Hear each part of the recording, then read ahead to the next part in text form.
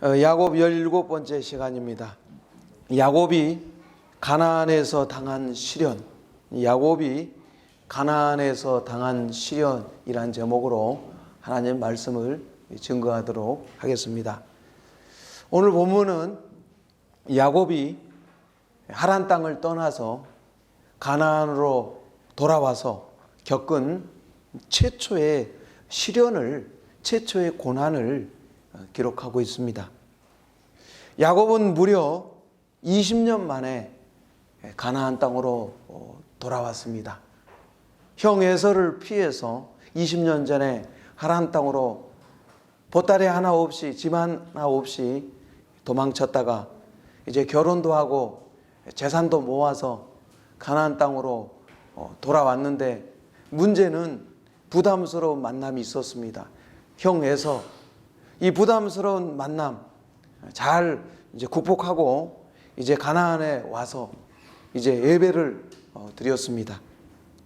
아버지 이삭과 할아버지 아브라함이 했던 것처럼 가나안 땅에 돌아와서 단을 쌓고 하나님께 예배를 드렸습니다. 33장, 창세기 33장 20절을 보시면 거기에 제단을 쌓고 그 이름을 에헬로헤 이스라엘이라 불렀더라. 야곱은 가나안 땅에 돌아와서 제단을 쌓고 제사를 드렸는데, 하나님께 예배를 드렸는데 그곳 이름을 에헬로헤 이스라엘이라고 불렀습니다. 이스라엘의 하나님은 강하시다, 그런 뜻입니다. 야곱은 하나님 뜻대로 살기 위해서 가나안 땅으로 돌아왔습니다.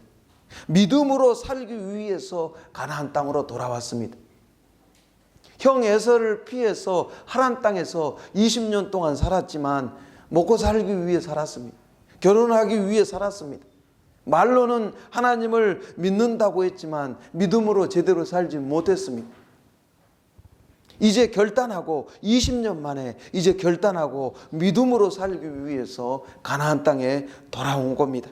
그리고 믿음으로 이제 제단을 쌓고 예배를 드림으로써 하나님 앞에 새로운 출발을 다짐했습니다. 그런데 이 새로운 출발과 너무나 어울리지 않는, 어처구니 없는 일이 터지고 말았습니다. 야곱에게는 딸이 있었는데 디나라는 딸이 있었습니다. 이 딸이 가나안 여자들을 만나려고 세겜으로 혼자 들어갔다가, 지금 야곱이 있는 데가 세겜입니다. 혼자 들어갔다가 그곳 추장인 하몰의 아들 세겜에게 강간을 당한 일이 발생하게 된 겁니다. 1절과 2절을 보십시오. 레아가 야곱에게 낳은 딸 디나가 그 땅의 딸들을 보러 나갔더니 히 족속 중 하몰의 아들 그 땅의 추장 세겜이 그를 보고 끌어들여 강간하여 욕되게 하고. 야곱의 딸 디나가 그날 처음 집 밖에 나간 것이 아닙니다. 그 전부터 가나안 여자들과 사귀고 있었던 것입니다. 그날도 그들을 만나려고 나갔다가 변을 당한 겁니다.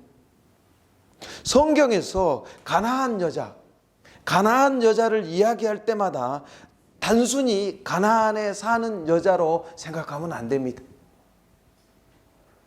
가나안 여자들은 성적으로 너무 문란해서 도저히 어떻게 할 수 없는 여자들이에요.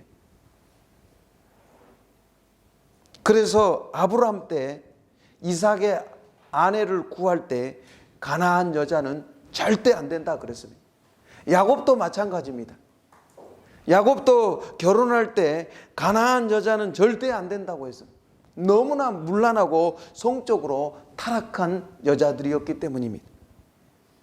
이처럼 가나안 여자들의 행실이 좋지 않다는 것은 어제 오늘의 이야기가 아닌데, 굳이 디나는 그 여자들을 왜 사귀려고 나갔을까요? 오늘 본문이 우리에게 던지는 첫 번째 질문은 이거예요. 가나안 여자들의 행실이 좋지 않다는 거, 어제 오늘 이야기가 아닌데 왜 굳이 그런 여자들과 디나는 사귀려고 나아갔을까 하는 겁니다. 가나안 여자들과 함께 타락하고 싶어서 그렇게 한 것은 아니었을 것입니다. 디나는 가나안 여자들과 분명히 달랐습니다. 디나는 호기심 때문에 그곳에 갔던 것입니다.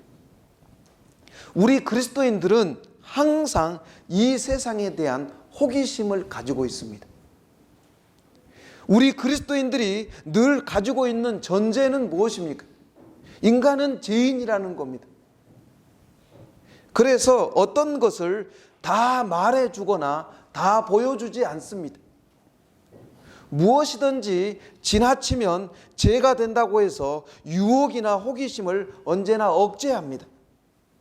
거룩을 추구하는 마음과 하나님 앞에 바로 서려는 마음 때문에 생각하지 못하는 것도 많고 보지 못하는 것도 많고 말하지 못하는 것도 많습니다.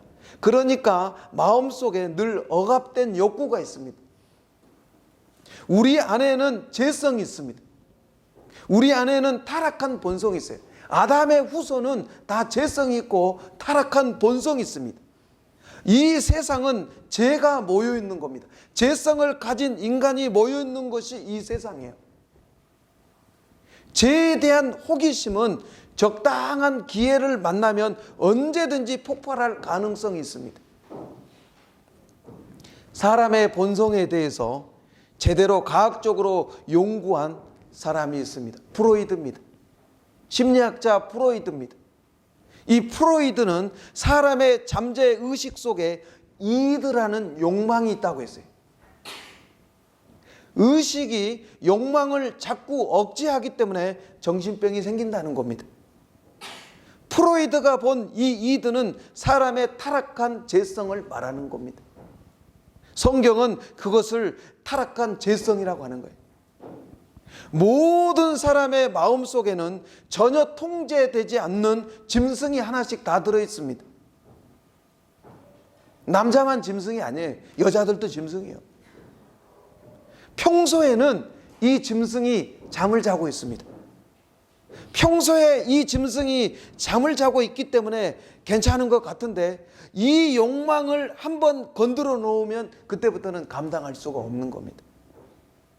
사람은 어떤 것을 한번 갖고 싶다고 생각되면 특히 그것이 가질 수 없는 것이나 가져서는 안 되는 것일 때 더 이 제 욕망이 끌어올라서 그것을 결코 손에 넣어야 직성이 풀리는 겁니다.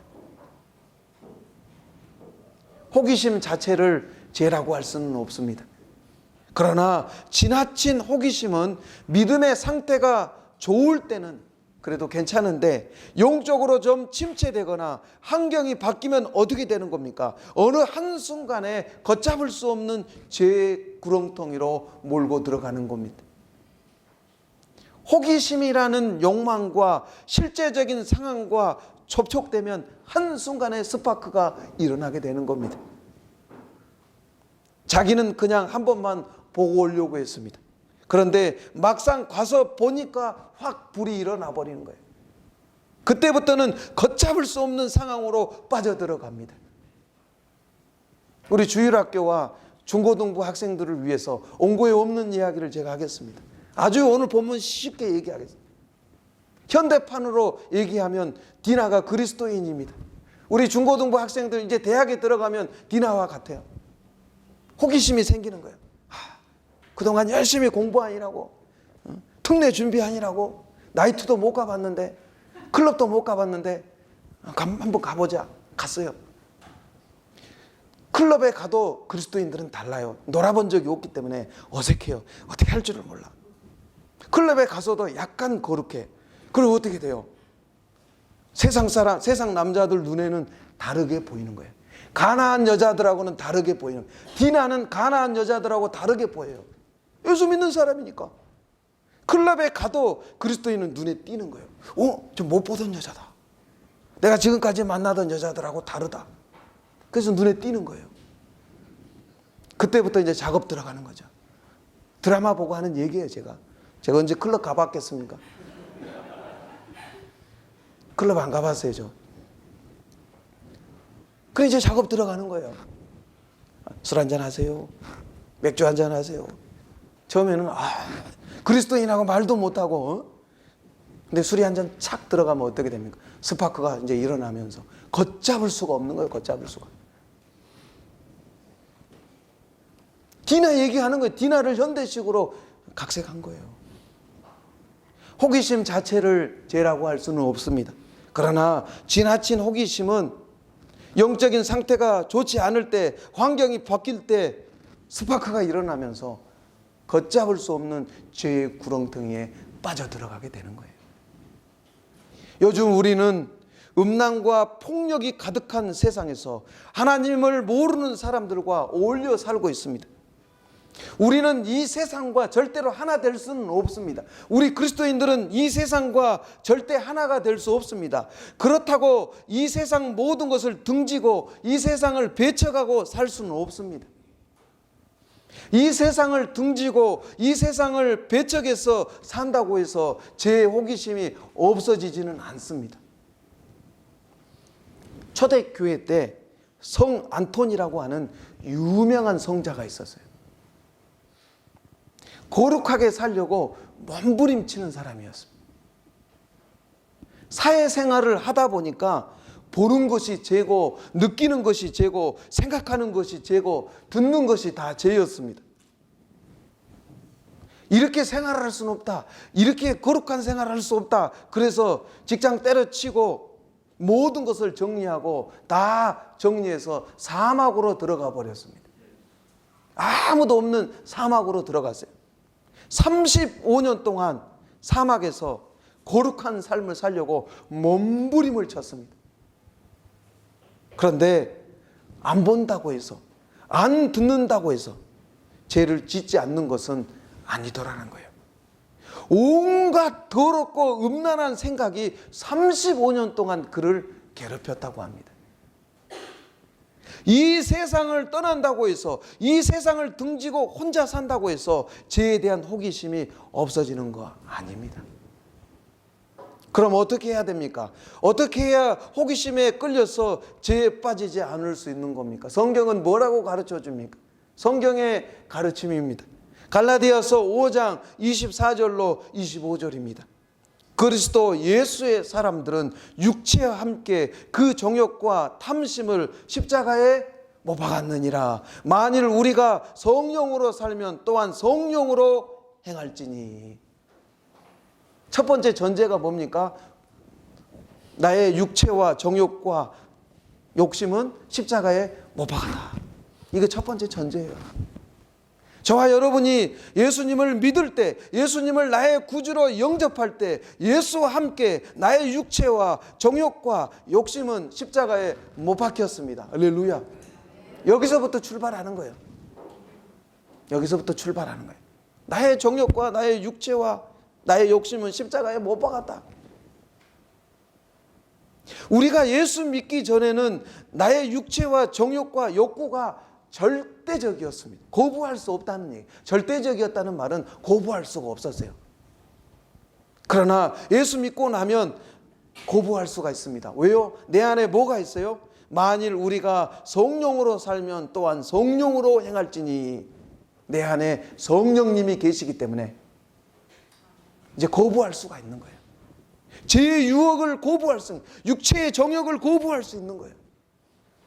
여전히 육체의 정욕과 욕심이 살아있어요.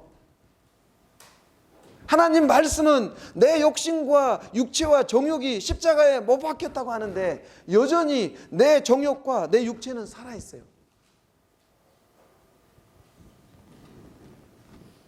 그러나 이제는 절대적이지가 않습니다. 내가 거부할 수가 있는 거예요. 내 안에 또 다른 힘이 계시기 때문에, 성령님이 계시기 때문에. 많은 그리스도인들이 승리의 삶을 살지 못하는 이유가 무엇입니까? 성령님을 인정하지 않기 때문입니다. 성령님을 무시하고 여전히 자기 기질대로 행하기 때문입니다. 갈라디아서 5장 16절에 내가 이르노니 너희는 성령을 따라 행하라. 그리하면 육체의 욕심을 이루지 아니하리라. 내 생각대로, 내 감정대로, 내 정욕대로 행하면 성령께서 내 안에서 근심하십니다. 근심하셔요. 예수 믿고 성령 받은 사람들은 성령님이 근심하셔요. 그래서 싸워서 이길 수 있는 거예요. 죄의 유혹과 싸워서 이길 수 있는 거예요. 그래서 성경은 우리가 죄의 호기심에 끌려서 죄의 종이 되지 않는 비결은 성령 충만을 강조하고요. 전에 어떤 성도님이 목사님 성령 충만이 뭐예요? 맨날 우리 교회에 7년을 다녔는데 목사님 맨날 뭔 소리 하는 거야. 맨날 성령 충만하라고 하는데 도대체 뭔 소리야 그랬다는 거예요. 그러던 어느 날 주일날 자매님인데 나이가 좀 있는 자매님이었는데 예배 시간에 갑자기 울더니 뛰쳐나가더라고요. 저는 하도 여러 가지를 목회하다가 험한 꼴을 많이 봐가지고 갑자기 울면서 뛰쳐나가길래 또 오늘 설교에 상처받았나? 그리고 내가 또 말 잘못했나? 막 이런 생각이 들더라고. 아무리 원고를 봐도 오늘 잘못한 게 없는데 상처받을 설교한 적이 없는데 별 생각이 다 들면서 설교하는 거예요. 그래도 설교 끝나갈 때쯤 되니까 또 들어오더라고요. 나중에 목사님 제가 맛있는 걸 제가 사드려야 되겠다고 연락이 왔어요. 그래서 상처받은 건 아닌 것 같고 그래서 나갔더니 식사를 맛있는 걸 사주면서 목사님 제가 이 교회에 7년을 다녔는데 목사님 맨날 성령 충만해야죠. 뭔 소리 하는 거예요 도대체. 그랬는데 그날 성령이 임했다는 거예요. 할렐루야. 그날 예배 드리다가 성령이 임해가지고 성령이 얼마나 강력하게 임했는지 그냥 견딜 수가 없더라고요. 가슴이 막 뜨거워지면서 자기 죄를 회개하면서 막 눈물을 흘렸던 거예요. 견딜 수가 없어가지고 화장실로 뛰어가서 회개하고 눈물 닦고 다시 돌아왔어요. 이제 성령 충만이 뭔지 알겠다고 그러더라고요. 성령님이 우리 안에 계세요. 그래서 죄의 유혹, 정욕, 육체의 정욕에 따라 행하려고 할 때 성령께서 근심하세요. 근심할 때 내려놓으면 돼요.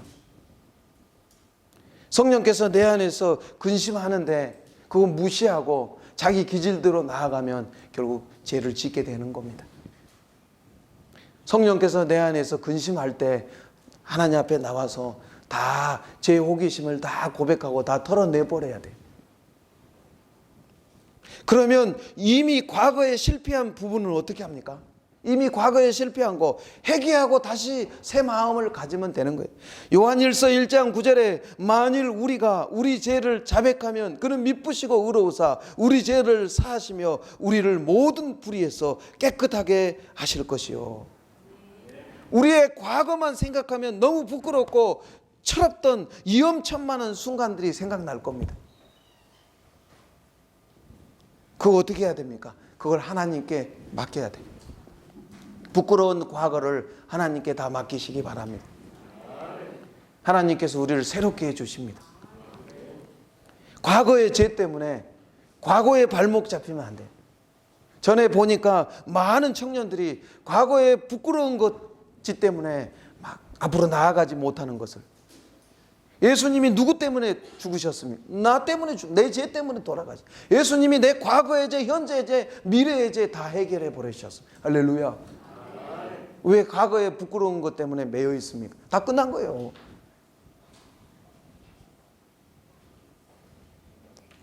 전에 그 가게 흐르는 저주를 끊어야 산다. 그 이단이 이단. 미국에서 나온 이단인데 가게 흐르는 저주를 끊어야 산다. 여러분 예수님이 십자가에서 우리가 받아야 될 저주 다 끊으셨어요. 예수님이 다 끊으셨는데 뭘 내가 끊어요. 받아들이기만 하면 되는 거예요. 예수님의 죽음이 나의 죽음, 예수님이 받으신 저주가 나의 저주, 예수님이 받으신 심판이 내가 받아야 될 심판이라고 믿고 받아들이면 다 끝나는 거예요. 과거에 얽매이면 안 돼요. 예수님이 다 끝내셨어요. 나의 과거에 지은 죄를 하나님 앞에 나와서 회개하기만 하면 우리를 깨끗하게 하시고 새롭게 해주십니다. 그래서 십자가 붙들고 다시 일어서셔야 돼요. 야곱이 가나안 땅에 돌아와서 예배 드렸다고 해서 모든 문제가 자동적으로 해결된 거 아닙니다. 야곱의 가나안 생활은 아무 어려움 없는 평탄한 생활이 아니었습니다. 가나안 땅에서 자녀 문제로 말할 수 없는 고통을 당하게 됩니다. 야곱이 예배를 드리면서 새로운 삶을 시작했음에도 불구하고 자녀 문제로 온 가정이 시험에 들고 큰 실패를 경험한 이유가 뭡니까? 오늘 성경이 두 번째 우리에게 하시는 질문이에요. 예배 드리면서 새로운 출발을 했음에도 불구하고 왜 자녀 문제로 큰 시험에 들고 큰 고통을 당해야 되느냐 물어보고 계시는 겁니다. 그 이유가 어디 있느냐라고 우리에게 오늘 질문하십니다. 그 이유가 어디 있습니까? 그것은 야곱의 불순종에 있었습니다. 그 원인은 야곱의 불순종입니다. 야곱이 자녀 문제로 고난을 겪게 된 1차적인 원인은, 본질적인 원인은 야곱의 불순종에 있었습니다. 하나님이 야곱에게 하란 땅을 떠나서 돌아가라고 지시한 가나안 땅은 어디였습니까? 정확하게 우리 주일학교 학생들 혹시 알라나 모르겠네요. 하란 땅을 떠나서 돌아가라고 지시한 가나안 땅은 어디였습니까? 창세기 31장 13절을 보십시오. 창세기 31장 13절로 가겠습니다.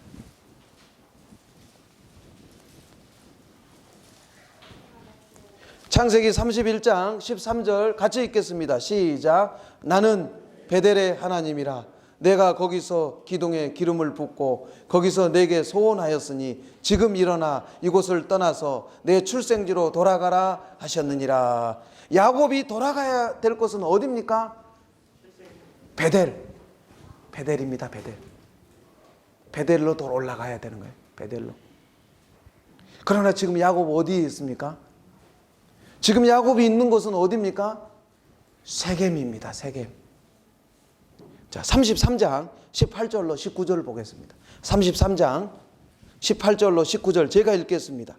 야곱이 밧담 아람에서부터 평안히 가나안 땅 세겜 성읍에 이르러 그 성읍 앞에 장막을 치고 그가 장막을 친 밭을 세겜의 아버지 하몰의 아들의 손에서 백크시타에 샀으며. 야곱이 가나안 땅에 돌아와서 처음 장막을 친 곳은 어디입니까? 세겜입니다. 중요한 것은 야곱이 여기서 뭘 샀습니까? 땅을 샀습니다. 원래 가나안 사람들은 이방인들에게 땅을 팔지 않습니다. 그래서 가나안 땅에 그렇게 오랫도록 살았던 아브라함이나 이삭도 자기 땅을 소유할 수가 없었어요. 항상 나그네 인생입니다. 그런데 야곱이 가나안 땅에 오자마자 땅을 살 수 있었던 것은 아마도 야곱이 워낙 부자였기 때문에. 지금 야곱은 엄청나게 고부입니다. 고부.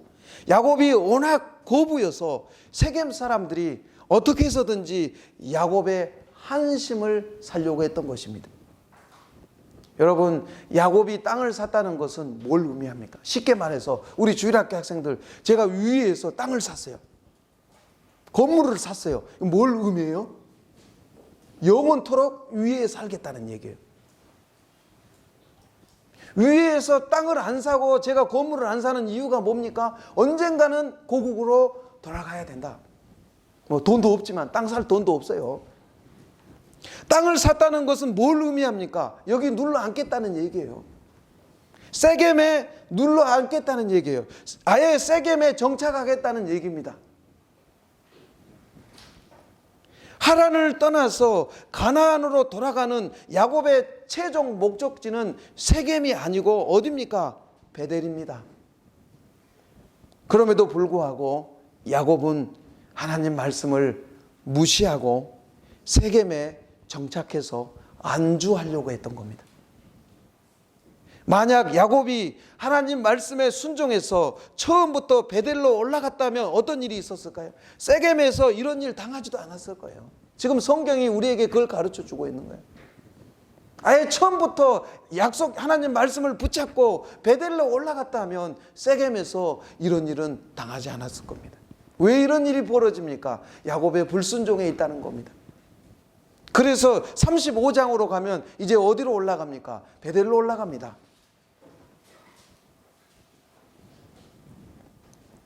순종이라는 것은 하나님 명령을 따르는 겁니다. 기도의 명장 E.M. 바운주는 순종이란 하나님의 뜻을 행하는 것이며 하나님의 명령을 지키는 것이라고 했습니다. 순종하기 위해서는 내 생각과 내 뜻과 내 방법을 내려놓아야 됩니다. 하나님의 축복은 순종하는 사람에게 임합니다. 창세기를 보십시오. 왜 우리 인간이 불행해졌습니까? 아담과 하하가 불순종했기 때문입니다. 아담과 하하가 불순종하고 그 결과가 뭡니까? 창세기 3장에서 선악과를 따먹고 창세기 4장으로 넘어가면 어떤 일이 일어납니까? 가인과 아벨이 제사 드리고 가인이 아벨을 죽이는 최초의 살인사건이 일어납니다. 인간의 불순종한 결과입니다. 순종하면 축복받습니다. 성경의 말씀이에요. 순종은 축복의 비결입니다. 예수님은 하나님이 맡기신 일에 온전히 순종하셨어요. 빌립보서 2장 8절에 사람의 모양으로 나타나사 자기를 낮추시고 죽기까지 복종하셨으니 곧 십자가에 죽으심이라. 십자가에 못 박혀 죽기까지 순종하신 결과가 뭡니까? 우리가 죄 용서받고 우리가 구원 얻게 된 겁니다.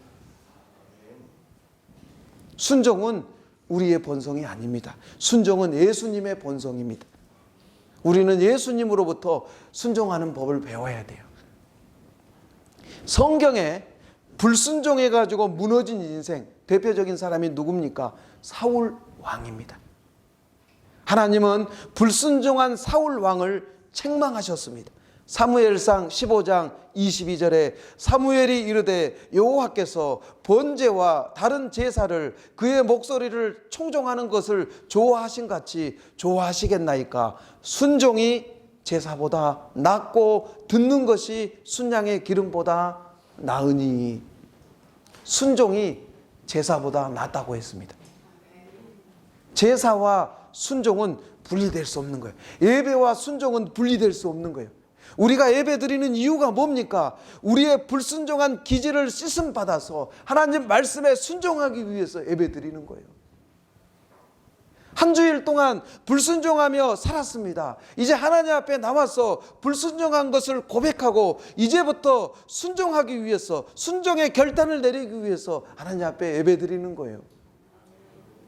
하나님 말씀에 순종할 수 있는 힘은 어디서 나오는 겁니까? 예배에서 나오는 거예요.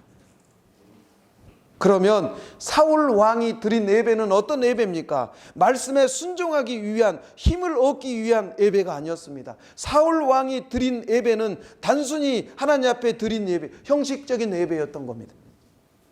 오늘 내가 풍성한 제사를 드렸으니까 이제 내가 원하는 거 마음껏 해도 된다. 그럼 하나님이 축복해 주실 거. 이게 사울 왕이 드린 예배였습니다. 하나님이 기뻐하시는 예배는 무엇입니까? 하나님 말씀에 귀를 기울이고 하나님 뜻에 순종하는 예배인 것입니다.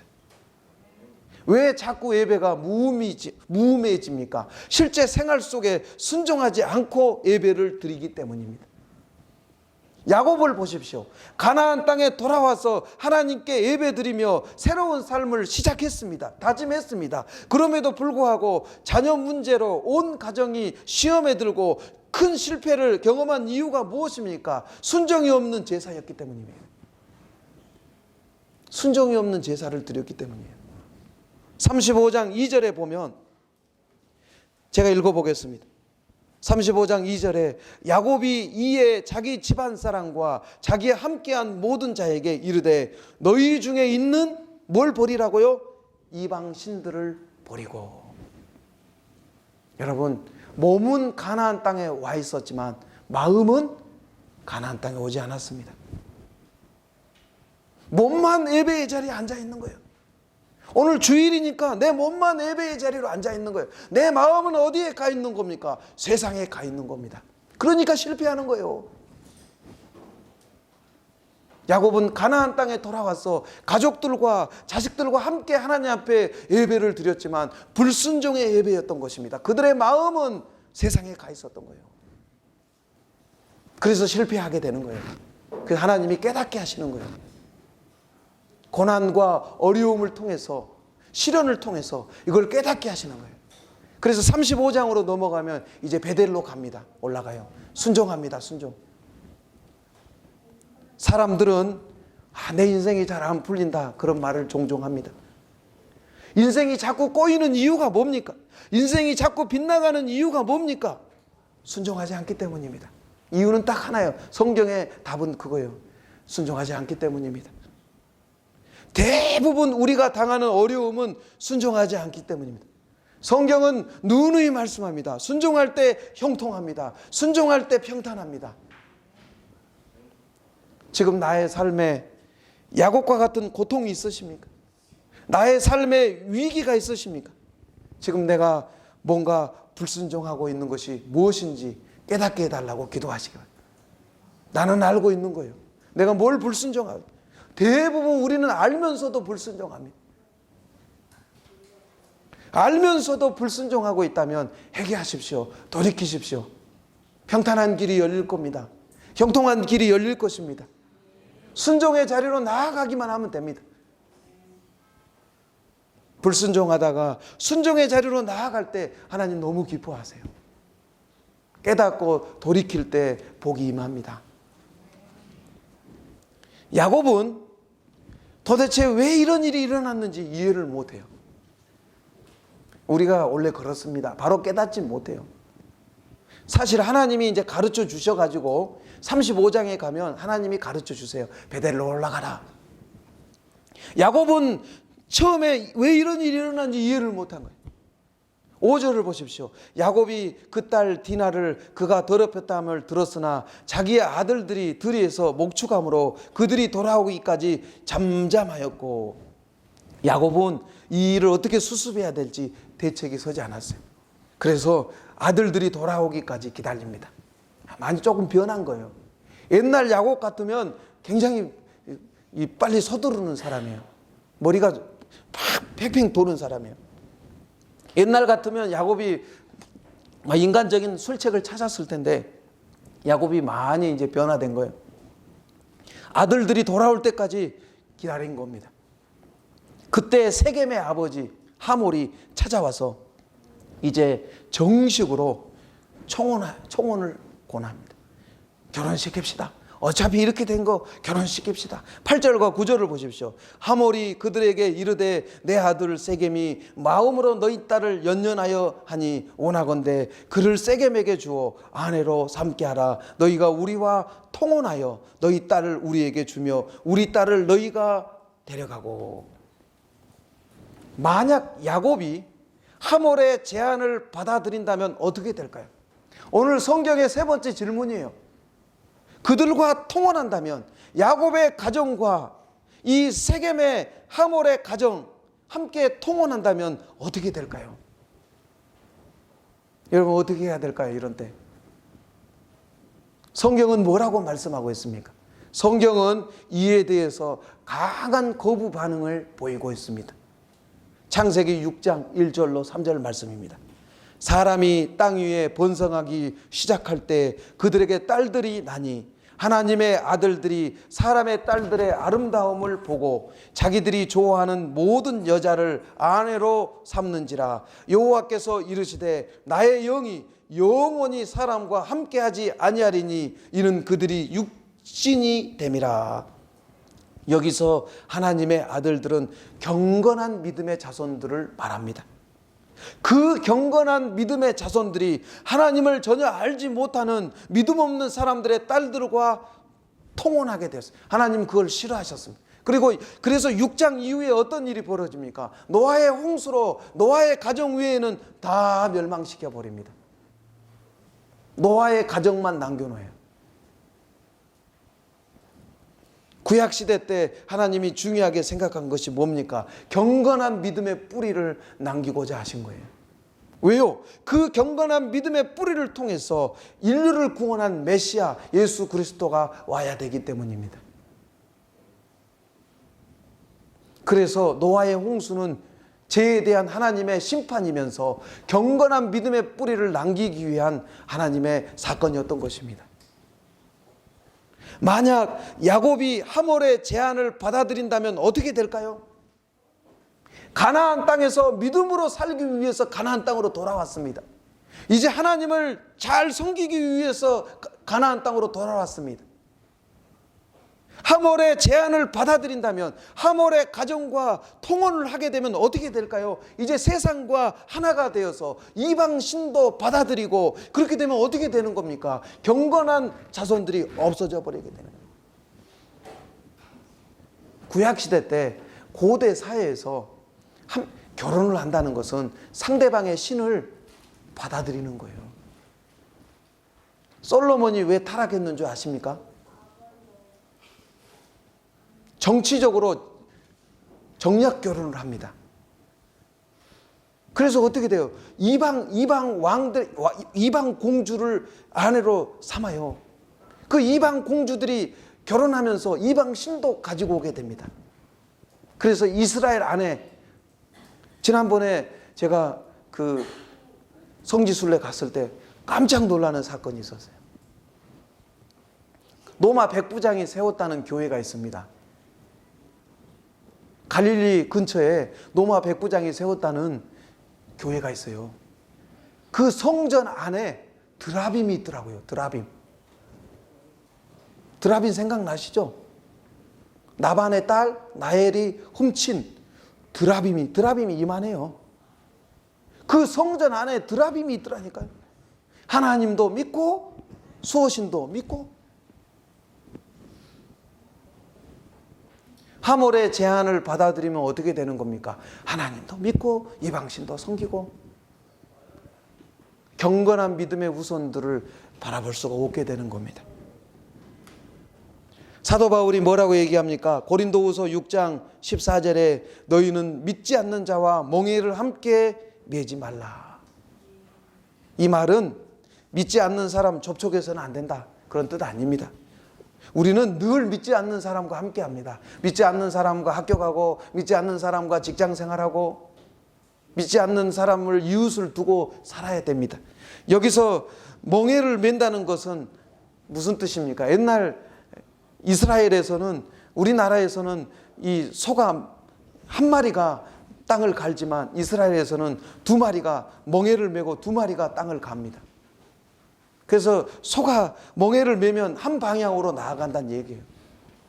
믿지 않는 사람과 멍에를 메는 가장 대표적인 예가 뭡니까? 믿지 않는 사람과 결혼하는 겁니다. 부부는 한 멍에를 맨 사람들이에요.